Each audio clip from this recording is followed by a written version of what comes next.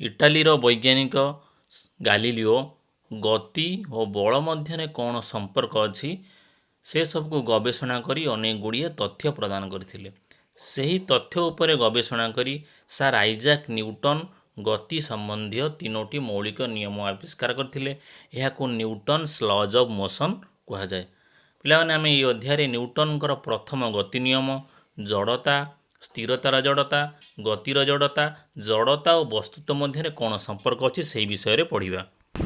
ପିଲାମାନେ ଅସନ୍ତୁଳିତ ବାହ୍ୟବଳ ପ୍ରୟୋଗ ନ ହେବା ଯାଏ ଫୁଟବଲଟି ସ୍ଥିର ଅଛି, ଖେଳନା କାର୍ଟି ସ୍ଥିର ଅଛି ଏବଂ ଦୋଳିଟି ମଧ୍ୟ ଅନବରତ ଗତି କରୁଅଛି। ଅସନ୍ତୁଳିତ ବାହ୍ୟବଳ ପ୍ରୟୋଗ ହୋଇନାହିଁ। ଫୁଟବଲଟି ପଡ଼ିଆରେ ଅନବରତ ନିର୍ଦ୍ଦିଷ୍ଟ ଦିଗରେ ଏବଂ ସମଗତିରେ ଗତି କରୁଅଛି। ଏଠାରେ ବଲ୍ଟି ରହିଯିବାର କାରଣ ହେଉଛି ବାୟୁର ପ୍ରତିରୋଧ ଏବଂ ଘର୍ଷଣ ବଳ। ଯଦି ଏଗୁଡ଼ିକ ନଥାନ୍ତା ତାହା ଅନବରତ ସେମିତି ଗତି କରି ଚାଲିଥାନ୍ତା। ଏହିସବୁ ଅନୁଭୂତିରୁ ନ୍ୟୁଟନ୍ ତାଙ୍କ ଗତିର ପ୍ରଥମ ନିୟମ ଆବିଷ୍କାର କରିଥିଲେ। ଗୋଟିଏ ସ୍ଥିର ବସ୍ତୁ ବା ଗୋଟିଏ ଗତିଶୀଳ ବସ୍ତୁ ନିଜର ସମଗତି ଅବସ୍ଥା ବଜାଇ ରଖିଥାନ୍ତି ଯେ ପର୍ଯ୍ୟନ୍ତ ବସ୍ତୁ ଉପରେ ଅସନ୍ତୁଳିତ ବାହ୍ୟବଳ ପ୍ରୟୋଗ କରାଯାଇ ନାହିଁ, ଅର୍ଥାତ୍ ସ୍ଥିର ବସ୍ତୁ ସ୍ଥିର ରହିଥାଏ, ଗତିଶୀଳ ବସ୍ତୁ ଗତି କରୁଥାଏ। ପିଲାମାନେ ବଲ୍ଟି ସ୍ଥିର ଅଛି, ପଟାଟିକୁ କାଢ଼ି ନେଲା ପରେ ଖସି ପଡ଼ୁଛି। ସେହି ସ୍ଥାନରେ ବଲ୍ଟି ସ୍ଥିର ହୋଇ ରହିଥାନ୍ତା, ମାତ୍ର ଗ୍ରାଭିଟେସନାଲ୍ ଫୋର୍ସ ଯୋଗୁଁ ଏହା ଖସି ପଡ଼ୁଛି। ଅନ୍ୟ ଏକ ବଲ୍ଟି ନିର୍ଦ୍ଦିଷ୍ଟ ଦିଗରେ ଅନବରତ ସମଗତିରେ ଗତି କରୁଛି ଏବଂ ଏହା ସର୍ବଦା ଗତି କରିବା ପାଇଁ ଚାହୁଁଛି। ବସ୍ତୁର ଏହି ପ୍ରାକୃତିକ ପ୍ରବୃତ୍ତିକୁ ଜଡ଼ତା କୁହାଯାଏ। ନ୍ୟୁଟନ୍ଙ୍କ ଗତିର ପ୍ରଥମ ନିୟମକୁ ମଧ୍ୟ ଜଡ଼ତାର ନିୟମ ବୋଲି କୁହାଯାଏ। ଜଡ଼ତା ହେଉଛି ତିନି ପ୍ରକାରର: ସ୍ଥିରତାର ଜଡ଼ତା, ଦିଗର ଜଡ଼ତା ଏବଂ ଗତିର ଜଡ଼ତା। ଆମେ ପ୍ରଥମେ ଆଗ ପିଲାମାନେ ସ୍ଥିରତାର ଜଡ଼ତା ବିଷୟରେ ପଢ଼ିବା। ପିଲାମାନେ ଆମେ ଏଠି ଦେଖିବା କ୍ୟାରମ୍ ବୋର୍ଡ଼ର ଉଦାହରଣ। ଆମେ ସମସ୍ତେ କ୍ୟାରମ୍ ବୋର୍ଡ଼ ଖେଳିଛେ। ଆମେ ଡଟ୍ ଗୁଡ଼ିକୁ ଉପରକୁ ରଖିବା ଏବଂ ଷ୍ଟ୍ରାଇକରରେ ପ୍ରଥମେ ମାରିବା। ଷ୍ଟ୍ରାଇକର ମାରିଲେ କ'ଣ ହେବ? ସଭା ତଳେ ଯେଉଁ ଡଟ୍ଟି ଥିବ ସେଇ ଡଟ୍ଟି ବାହାରିଯିବ। ଆମେ ସେଇ ସଭା ତଳ ଡଟ୍ ଉପରେ ଫୋର୍ସ ଆପ୍ଲାଏ କଲେ ଏବଂ ଉପର ଡଟ୍ ଗୁଡ଼ିକ ଉପରେ ଆମେ ଫୋର୍ସ ଆପ୍ଲାଏ କଲେ ନାହିଁ। ଉପର ଡଟ୍ ଗୁଡ଼ିକ ସ୍ଥିର ଆଗରୁ ଥିଲେ ଏବଂ ସେମାନେ ଇନର୍ସିଆ ଅଫ୍ ରେଷ୍ଟ ଯୋଗୁଁ ସର୍ବଦା ସ୍ଥିର ରହିବା ପାଇଁ ଚାହୁଁଛନ୍ତି। ଯେହେତୁ ପ୍ରଥମ ଡଟ୍ ଖସିଗଲା ପରେ ସେ ମଧ୍ୟରେ ଫାଙ୍କ ସ୍ଥାନ ରହିଲା, ସେ ସେଇ ସିଧା ତଳକୁ ଖସି ପଡ଼ିଲେ। ଏହା ଏକ ସ୍ଥିରତାର ଜଡ଼ତାର ଉଦାହରଣ। ଡଟ୍ ଗୁଡ଼ିକ ସର୍ବଦା ସ୍ଥିର ରହିବା ପାଇଁ ଚାହୁଁଛନ୍ତି।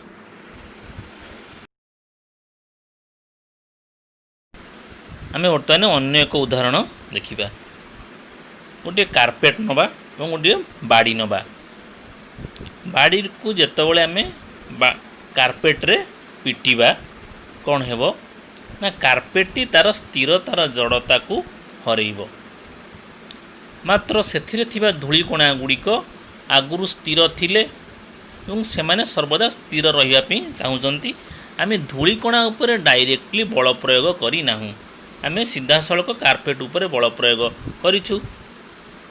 ତେଣୁକରି ଧୂଳିକଣା ଗୁଡ଼ିକ ଯେହେତୁ ସ୍ଥିର ଥିଲେ ସେମାନେ ସର୍ବଦା ସ୍ଥିର ରହିବା ପାଇଁ ଚାହିଁବେ ଏବଂ ସେଇ ସିଧା ତଳକୁ ଖସି ପଡ଼ିବେ। ଏହା ମଧ୍ୟ ସ୍ଥିରତାର ଜଡ଼ତାର ଅନ୍ୟ ଏକ ଉଦାହରଣ। ପିଲାମାନେ ଆମେମାନେ ବସ୍ରେ ଗତି କଲାବେଳେ ସମସ୍ତେ ଅନୁଭବ କରିଛେ ଯେ ସ୍ଥିର ବସ୍ଟି ଯେତେବେଳେ ଗତି କରିବା ଆରମ୍ଭ କରେ ଆମେମାନେ ପଛକୁ ଝୁଙ୍କି ପଡ଼ିଥାଉ। ଏହାର କାରଣ ହେଉଛି ଆମେ ବସିଥିଲା ବେଳେ କି ଠିଆ ହୋଇଥିଲା ବେଳେ ଆମର ତଳ ଅଂଶଟି ବସ୍ ସଂସ୍ପର୍ଶରେ ଥାଏ ଏବଂ ବସ୍ ଯେତେବେଳେ ଗତି କରିବା ଆରମ୍ଭ କରେ ଆମର ତଳ ଭାଗ ଉପରେ ବଳ ପ୍ରୟୋଗ ହୁଏ ଏବଂ ଉପର ଅଂଶ ଉପରେ ଆଦୌ ବଳ ପ୍ରୟୋଗ ହୁଏ ନାହିଁ। ତେଣୁକରି ଉପର ଅଂଶଟି ଯେଉଁ ସ୍ଥାନରେ ସ୍ଥିର ଥାଏ ସେ ସର୍ବଦା ସ୍ଥିର ରହିବା ପାଇଁ ଚାହେଁ। ସେଥିପାଇଁ ଆମେମାନେ ପଛକୁ ଝୁଙ୍କି ପଡ଼ିଥାଉ। ଏହା ଏକ ସ୍ଥିରତାର ଜଡ଼ତାର ଉଦାହରଣ ଅଟେ। ଏହି ପରୀକ୍ଷାଟି ଆମେମାନେ ସମସ୍ତେ ଘରେ କରିପାରିବା। ଦେଖ, ଗୋଟିଏ ଗ୍ଲାସ୍ ନେବା, ଆଉ ଗୋଟିଏ କାର୍ଡ଼ବୋର୍ଡ଼ ନେବା, ଆଉ ଗୋଟିଏ କଏନ୍ ନେବା। ଆମେ ଯେତେବେଳେ କାର୍ଡ଼ବୋର୍ଡ଼ଟିକୁ ଭୂସମାନ୍ତର ଦିଗରେ ରଖିବା, କାର୍ଡ଼ବୋର୍ଡ଼ ଉପରେ ଯେତେବେଳେ ଆମେ ବଳ ପ୍ରୟୋଗ କରିବା କାର୍ଡ଼ବୋର୍ଡ଼ଟି ଖସିଯିବ ଏବଂ କଏନ୍ଟି ସେହି ସିଧା ତଳକୁ ଗଳି ପଡ଼ିବ। आमମାନଙ୍କ मनरे प्रश्न आसो जे कॉइनटी कहीं कार्डबोर्ड सांगे गला नहीं पे कार्डबोर्ड उपर बल प्रयोग करे कॉइन उपर बल प्रयोग करने कॉइनटी आगु स्थिर अच्छी यह तार स्थिरतार जड़तार नियम जो सर्वदा से स्थान में स्थिर रही चाहूँगी जेहेतु कार्डबोर्ड खसीगला से स्थान में फांक स्थान होची से सीधा तल को गति करुच्ची देख तुम मैंने देख ये स्लो मोशन में देखा मु देख कॉइनटी रेस्ट अच्छी एवं कार्डबोर्ड खसीगला से स्थान में सीधा तल को गति करने चाहूँगी और तले खसी पड़ुची यह स्थिरतार जड़तार एक उदाहरण अटे तुम मैंने यहाँ समस्ते घरे मध्य आराम से करिपारिबो और अनुभव करिपारिबो।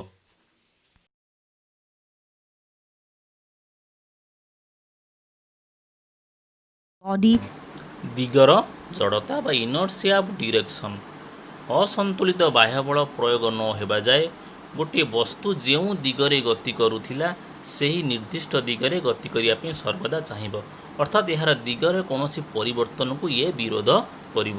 ଆମେ ଗୋଟିଏ ଉଦାହରଣ ଦେଖିବା ଆମେମାନେ ଯେତେବେଳେ ବସ୍ରେ ଯାଉଛେ ବସ୍ ଯେତେବେଳେ ରାଇଟ୍ ଟର୍ନ ନେଉଛେ ଆମେ ଲେଫ୍ଟ ପଟକୁ ଝୁଙ୍କି ପଡ଼ୁଛେ କାହିଁକିନା ଆମେ ଆମର ଗତିର ଦିଗକୁ ବିରୋଧ କରୁଛେ। ସେହିପରି ଆମେ ଗୋଟିଏ ପଥରକୁ ସୂତାରେ ବାନ୍ଧି ଘୁରେଇ ଘୁରେଇ ଯେତେବେଳେ ଛାଡ଼ି ଦେଉଛି ସେ ତା'ର ସ୍ପର୍ଶକ ଦିଗରେ ଗତି କରୁଛି କାହିଁକିନା ସେହି ଯେଉଁ ସ୍ଥାନରେ ଛିଣ୍ଡିଲା ସେହି ସ୍ଥାନରେ गतिर जड़ता पिला माने गोटे गतिशील वस्तु उपरे जे पर्यंत बाह्य बल प्रयोग होई नाही वस्तुटी पूर्वपरी समगति रे गति करी चलीथिबो। उदाहरण आम गोटे देखा जितेबाला आम बस रे गति करुचे बस रे गति कला बेले हठात जितेबाला बस टी ब्रेक लगाउची आमर ऊपर अंशटी आग को झुंकी पड़ुची कहीं बस जितेबाला ब्रेक लगाउची आम शरीर तल अंश उपरे बल प्रयोग करुच्ची ताहा स्थिर हो जाउची एवं आमर ऊपर अंश उपरे कौनसी बल प्रयोग हेउ नाही ऊपर भागटी गति करुथिला एवं ताहा तार इनर्सिया ऑफ मोशन जो आग को सर्वदा गति करिया पई चाहिबो। यह होची गतिर जड़तार एक उदाहरण। अन्य एक उदाहरण देखिबा आमे जेतले साइकेल ले जाउचे हठात गोटे इटारे आमे साइकेलटी धक्का खाउची आमे सेही समय कोन होची आग को झुंकी आग को पड़ी जाउचे अर्थात आमे सर्वदा आग को गति करिया पई चाहूचे।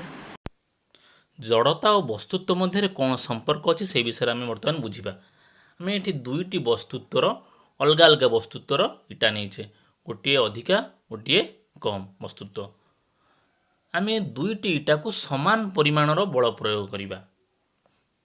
देख पिला माने जितेबाला आम समान परिमाणर बल प्रयोग करवा छोट इटाटी जोर गति करिवो और बड़ इटाटी धीरे धीरे गति करिवो कहीं ना एठारे छोट इटार स्थिरतार जड़ता कम तेणुक यह जल्दी गति कला और जोर गति कला और बड़ इटार स्थिरतार जड़ता अधिका से यह धीरे धीरे गति करुच्ची तेणुक वस्तुत्व होची जड़तार परिमापक। आ एक उदाहरण तुम देख गोटे छोटे बॉल को तुम गोईठा मारुच बॉलटी उड़ी पलाऊँच कि गोटे बड़ पत्थर को जो गोईठा मारुच तमें कौन पड़ जाऊच कहीं बड़ पत्थर स्थिरतार जड़ता होची अधिका।